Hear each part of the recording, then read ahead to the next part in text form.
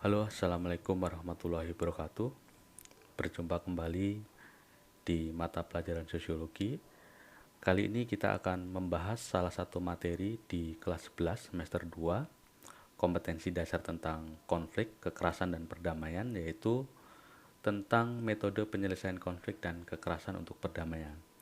Nah, ini adalah pertemuan ke-7 ya, anak-anak di kelas 11. Sebelumnya kita sudah membahas mulai dari pengertian konflik, lalu kekerasan, bentuk-bentuknya, lalu faktor penyebabnya, dampaknya, lalu kita juga melakukan analisis dan pemetaan konflik. Nah, hari ini kita akan mencoba untuk eh, menerapkan upaya akomodasi dalam menangani konflik untuk mencapai perdamaian. Ya, untuk materi kalian bisa lihat di bagian deskripsi ya. Di situ saya memberikan semacam PDF ya, yang mana isi di dalamnya adalah ada penjabaran dari beberapa upaya akomodasi seperti mediasi, lalu ada negosiasi, ada arbitrasi, ada rekonsiliasi, dan ada transformasi konflik. Nah, silahkan dibaca dengan baik di situ, karena pada kesempatan ini saya akan memberikan 4 soal ya. 2 soal saya yang menjawab, dan 2 soal nanti anak-anak yang menjawab, seperti itu. Nah, kita masuk ke soal yang pertama. Nah, ini ya, jadi ini ada ilustrasi di mana ada Pak Andi dan Pak Dodi. Ini berselisih akibat berebut warisan dari orang tua gitu ya.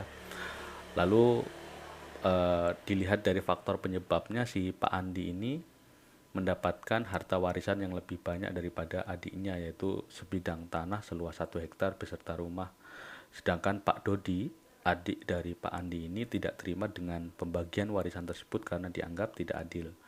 Nah, akibat hal permasalahan tersebut, keduanya sekarang tidak bertegur sapa dan saling bermusuhan. Pertanyaannya, upaya penyelesaian konflik yang tepat berdasarkan ilustrasi tersebut adalah pilihan jawaban A. Silahkan dibaca sendiri. Lalu ada B, C, D, dan E. Nah, untuk bisa menjawab soal ini tentu anak-anak harus bisa memahami ya materi yang Bapak berikan, yaitu tentang apa sih sebenarnya yang dimaksud dengan mediasi, lalu negosiasi, arbitrasi, rekonsiliasi, dan transformasi konflik. Karena setiap kasus konflik itu eh, dapat menggunakan satu atau lebih ya dari metode penyelesaiannya. Nah, karena ini konfliknya adalah konflik di dalam keluarga, ya, konflik di dalam eh, hubungan kekerabatan ya, antara kakak dengan adik akibat dari pembagian harta warisan. Oleh karenanya kita harus menganalisis, yang pertama adalah dari faktor penyebabnya dulu. Nah, dari faktor penyebabnya ini jelas ya, ini disebabkan karena pembagian harta warisan yang menurut si Pak Dodi, adiknya Pak Andi ini, tidak adil seperti itu. Nah, oleh karena itu eh, paling bijak ya konflik ini bisa diselesaikan secara kekeluargaan ya, dengan cara meminta bantuan pihak ketiga. Nah, pihak ketiga di sini bisa eh, pihak keluarga ya, entah itu kerabat ataupun juga saudara yang lain ya, yang intinya pihak ketiga ini bisa menjadi mediator ya, bisa mempertemukan kedua belah pihak ini untuk menyelesaikan perselisihan secara damai. Nah, jadi ini lebih mengarah ke mediasi ya, di mana proses penyelesaian konfliknya ini melalui pihak ketiga, dan kedua pihak yang berkonflik ini turut andil dalam proses penyelesaian konfliknya gitu. Sehingga nanti konflik itu bisa diselesaikan atas dasar kesepakatan kedua pihak yang bertikai. Sementara peran dari pihak ketiga ini tidak memberikan keputusan yang sifatnya mengikat ya, karena memang dia hanya sebagai penengah seperti itu. Sehingga dilihat dari ilustrasi ini, maka pilihan yang tepat adalah yang E. Tuh.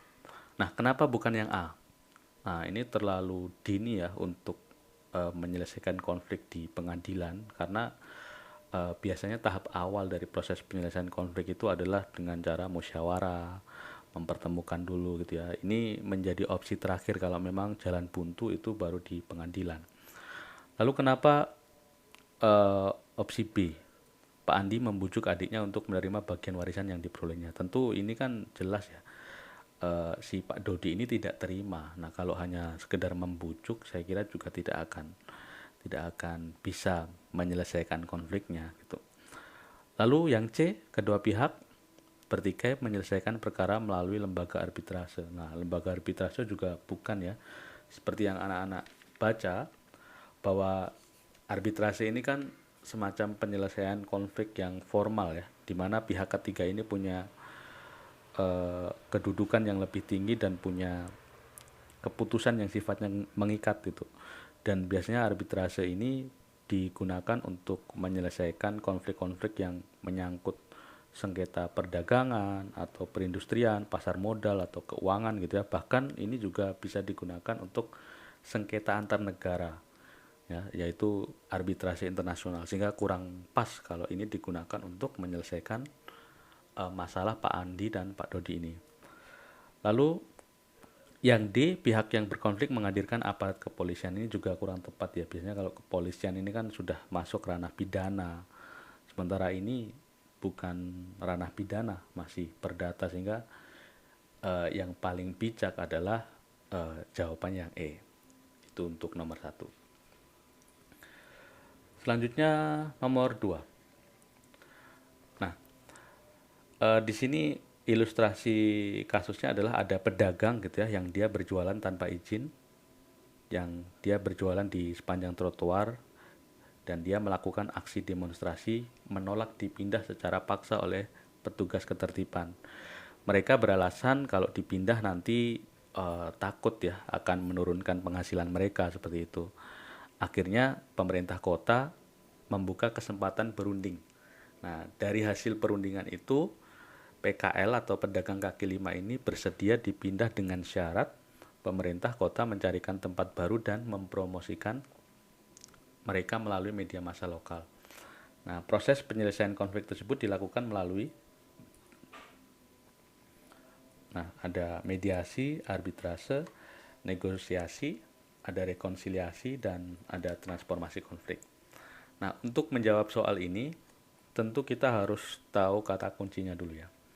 Kata kunci di sini bahwa konflik ini diselesaikan lewat jalur perundingan. Ya, jadi pemerintah kota ini bersedia membuka kesempatan berunding kepada PKL. Sehingga atas dasar kesepakatan itu, si PKL ini bersedia dipindah, tapi dengan syarat dia dicarikan tempat baru dan mereka dipromosikan, mungkin agar konsumennya juga tidak pindah dan tahu ya pindah kemana, seperti itu. Nah, oleh karena itu, kira-kira yang paling tepat yang mana? Apakah mediasi? Kalau mediasi harus ada pihak ketiga, sementara kalau ilustrasi ini tidak ada pihak ketiganya ya. Tuh, itu kurang tepat kalau mediasi. Arbitrase juga kurang tepat karena lewat jalur perundingan, sedangkan arbitrase itu ada yang menang, ada yang kalah, seperti itu. Nah, oleh karena itu yang paling tepat adalah negosiasi ya. Nih, jawabannya adalah yang C, negosiasi, karena kedua pihak ini sepakat untuk berunding gitu ya, untuk berunding menyelesaikan masalahnya, karena dalam negosiasi itu tidak perlu pihak ketiga. Hanya perlu kedua belah pihak yang bertikai itu membuka diri gitu ya. Lalu dia untuk menghasilkan suatu kesepakatan itu salah satunya menawarkan untuk melakukan negosiasi, dan di sini ada proses tawar menawar gitu, sehingga ada titik tengahnya yang menjadi suatu kesepakatan itu.